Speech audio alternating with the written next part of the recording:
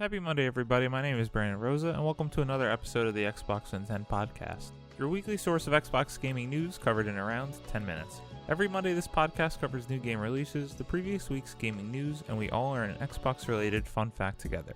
The show is on podcast services around the world, so please subscribe on your favorite and leave a review. Xboxand10.com, no numbers, is your quick source for links to all of our podcast destinations, and social media profiles, which you can follow at Xboxand10. The big games out last week include Gigantosaurus the Game, One Piece Pirate Warriors 4, Complex, and of course Resident Evil 3. The games coming out this week include Slime Rancher Deluxe Edition, Convoy a Tactical Roguelike, Galaxy of Pen and Paper 1 Edition, Beholder 2, BQM Block Quest Maker, Braveland Trilogy, Retro Tanks, Abduction, and Space Engineers. New games with gold have been announced for April. These include Project Cars 2 and Knights of Pen and Paper Bundle for Xbox One. Via backwards compatibility, the Xbox 360 titles include Fable Anniversary and Toy Box Turbos. Now onto last week's biggest news stories, and we have 10 to cover this week. Number 1. Microsoft not currently working on a plan B for Xbox Series X launch. Jonathan Dornbush at IGN writes, both Microsoft and Sony have reiterated that the companies plan to release their next-gen consoles, the Xbox Series X and PS5 respectively, during the holiday 2020 season. And even as the world, including development teams and manufacturing facilities, deal day by day with the efforts of the novel coronavirus COVID-19, Microsoft is focusing on launch as already planned, so much so that an alternative, quote, Plan B, launch hasn't yet something the company is working on. Speaking with IGN's Ryan McCaffrey on the latest episode of their weekly Xbox show Podcast Unlocked, head of Xbox Phil Spencer said in response to a question about what precautions the company is taking in light of COVID-19, quote, we haven't really started on any kind of plan B, as you asked about, end quote. Quote, we have nothing right now that says we're not going to make the dates that we've been planning, Spencer said. Noting, however, the uncertainty of the world we're living in, but this is real-time stuff, and I'm going to put the safety and security of the teams at the top along with a quality product. I don't want to rush a product out if it's not ready, end quote. And Spencer said that safety is paramount to the decisions Microsoft is making in response to the crisis. Quote, the thing that I'm going to put front and center is safety and security of the team, he said. There's no decision I make, will make, or frankly anybody at Microsoft would even ask me to make that would compromise the safety and security of the teams for a near-term, either financial or product gain. The teams are the most important thing, end quote. Spencer declined to hypothesize about any sort of what-if scenarios should any kind of delay be necessary due to COVID-19's impact on hardware production and software development, and while IGN has recently spoken to several analysts who have posited that COVID-19 might not cause a next-gen delay, but possible shortage of availability, Spencer was adamant that one of the biggest lessons learned after the Xbox One launch was the detriment of delayed launches in different territories. Unfortunately, every single day is different here in America and around the world with the effects of COVID-19. As a positive, it is nice to hear the head of Xbox acknowledge that they don't have a plan B, which I'm sure they do behind the scenes, for the launch of the Xbox Series X. I, amongst many fans, hope that the both next-gen consoles launch this fall, and I can't wait to play my Xbox Series X, hopefully around Thanksgiving. Number 2, Phil Spencer explains why the Xbox Series X doesn't have an optical audio port. Matt Kim at IGN writes, despite appearing in some early preview shots, the Xbox Series X will not have an S/PDIF optical audio out port. In the same episode of Unlocked with Phil Spencer, the Xbox boss reconfirmed the absence and went into detail as to why Microsoft decided to build its next-gen console without the optical audio port. Spencer, who has a background in software development, revealed how his role in leading Xbox brought him closer to the hardware development side of the business, and how when designing a mass-produced consumer product, there are factors like price, space, and usage come into play. Quote, I'm going to use kind of weird terms, but the marginal cost of everything is important, end quote, Spencer said to IGN. Quote, so if you look at the part on the console that's maybe $1 or $2 and you say, okay, how big of a deal is that inside of a console? That's a few $100s. But then you say, okay, we're going to plan to sell, 100 million of these consoles. So you say take $2 over 100 million, now you're 200 million over the life of the program, end quote. Spencer also revealed that there were spatial considerations, meaning getting the actual component to fit in the console, but also how many people use the optical audio port. Quote, we also frankly know how many people use it today on the console, so I know you do, but we see it. So I also kind of do the math of what we have to put in every console that X% of people use. Is there a better place for us to spend that money if we could support it in different ways, end quote. When the news first came out that the Xbox Series X wouldn't have an optical audio port, I mentioned on the show how I was very disappointed as I have an Astro A50 headset. Thankfully, Astro did tweet out this week that they were looking for solutions to support their surround sound audio through USB, which would work on the Xbox Series X. Unfortunately, only time will tell the true impact of the removal of this port. And number 3, one last note from Podcast Unlocked, which I highly recommend everyone going to listen, with Phil Spencer. Xbox Series X versus PS5. Phil Spencer feels really good about power and price. Joe Scrabbles at IGN writes, head of Xbox Phil Spencer has said he feels really good about how Xbox Series X lines up against PlayStation 5 on power and price, but says Series X pricing will stay agile in the run-up to launch. Quote, no doubt I feel really good about how Series X lines up. Now, I think Mark and the team did some really good work on the audio processing they talked about. Their SSD technology is impressive. We like that. We saw the work that they did, but we took a holistic view on our platform, from CPU to GPU to RAM, to throughput velocity architecture, latency, backcompat, it took us years to get to this point. I will definitely have respect for any platform team that is launching, it just takes a lot of work. But I will say when we finally saw the public disclosure, I felt even better about the choices that we made on our platform, and I kind of expected that it would, end quote.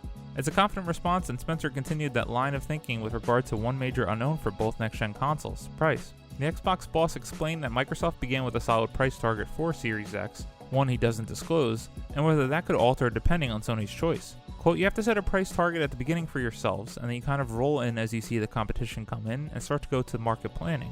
I feel good about the price that we're going to be able to get to. I feel good about the price and the performance capabilities that we have with Series X. I feel incredibly strong about the overall package. We're definitely going to be continuing to keep our eyes wide open as we go towards launch, looking at what the competition is doing, but we have a plan and we feel very solid about our plan. We think it's a winning plan. I believe we have a plan that can win. We've got to go execute, but I feel really good about the plan that we put together, end quote.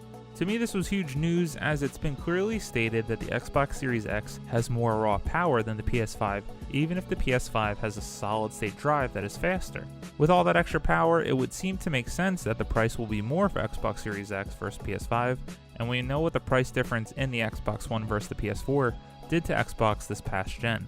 Hearing on the podcast that Phil Spencer states that Microsoft has their back when it comes to the price point for this next-gen console, I can't wait to see what they come up with. I do think the sweet spot will be $499.99. Given the power of this beast, we need to understand that we have to pay a little bit more than the previous gen. Number 4, Minecraft Dungeons is delayed until May 26th. Chris Holt at Engadget writes, Minecraft Dungeons is on the way to consoles and PC, albeit a bit later than expected.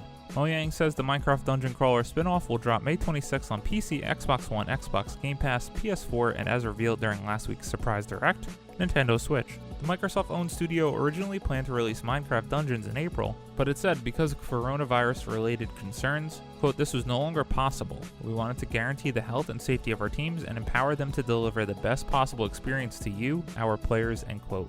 Minecraft Dungeons has been previewing really well. I am interested in the game as I haven't played many dungeon crawlers, and I can appreciate what Minecraft has done over the years. Let's see if I can get some of my friends to check it out with me when it comes out on Xbox Game Pass. Number 5, Wasteland 3 delayed due to COVID-19. Rebecca Valentine at GameIndustry.biz writes, inXile has announced it will delay the launch of Wasteland 3 from May to August 28, 2020 due to challenges brought about by COVID-19.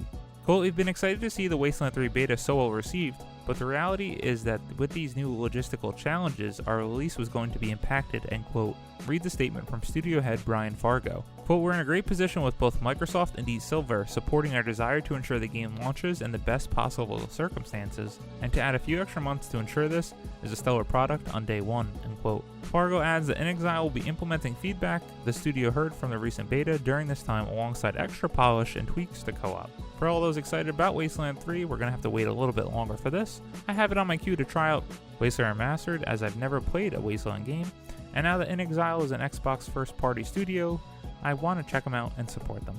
Number 6, Xbox Series X controller uses AA batteries because user preference is split even. Eddie Makach at GameSpot writes, the new Xbox Series X controller, like its predecessors, will use AA batteries instead of a rechargeable battery that is found in PlayStation's DualShock controllers. Xbox partner director Jason Ronald told Eurogamer that the Xbox audience is split nearly even when it comes to their preference between AA batteries versus a built-in rechargeable battery. Sticking with AA batteries for Xbox Series X, is an effort to please both camps, as people can still buy a rechargeable battery pack for the controller, Microsoft said. Quote, what it comes down to is when actually talking to gamers, it's kind of polarizing, and there's a strong camp that want double A's, end quote, Ronald said. Quote, so just giving flexibility is a way to please both sets of people. You can still use a rechargeable battery pack, and it works just like it does on the Elite, but it is a separate thing, end quote. I think it is silly to not use rechargeable battery packs, as most modern devices do not use batteries of any kind. I understand Microsoft's position, and they get to say that they get to provide more choices to the consumer by offering battery solutions and rechargeable battery packs. Number 7. Call of Duty Modern Warfare 2's remastered campaign is out now. Austin Goslin at Polygon writes, after a brief leak on Monday morning, the remastered version of Call of Duty Modern Warfare 2's campaign is official. Activision announced the remaster on Tuesday, which will be released first on PlayStation 4. The remastered campaign features high-definition visuals, up to 4K resolution and HDR support on console.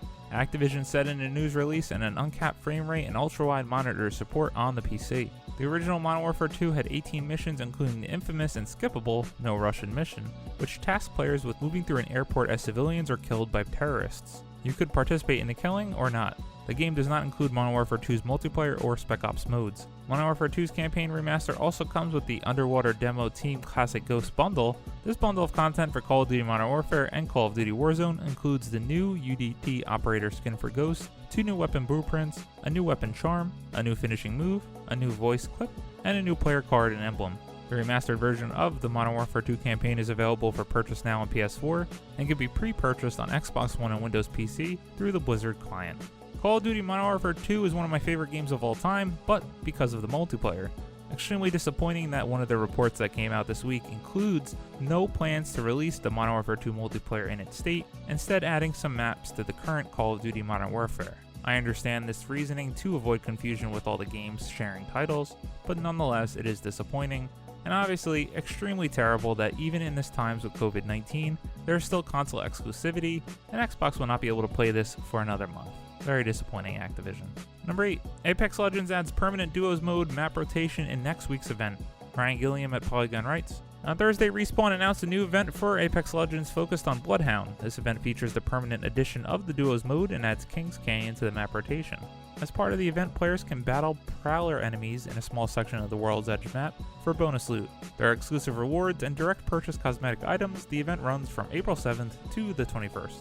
As someone who played so much Apex Legends when it first came out and really hasn't picked it up since, it is awesome to see a permanent duos mode. It is disappointing when these battle royales come out and they don't offer options for singles, duos, triples, and/or quads, teams of 4. More player options are better for everyone. Number 9. Over 50,000 people have been banned from Call of Duty Warzone. Cass Marshall at Polygon writes, Call of Duty Warzone is the franchise's latest take on Battle Royale, and the fast-paced combat makes it quite enjoyable. However, the game only works if everyone's playing on equal ground, and cheaters are a constant hassle that developers need to deal with. Infinity Ward put out a post today stating that it has banned over 50,000 cheaters since the launch of Warzone on March 10th.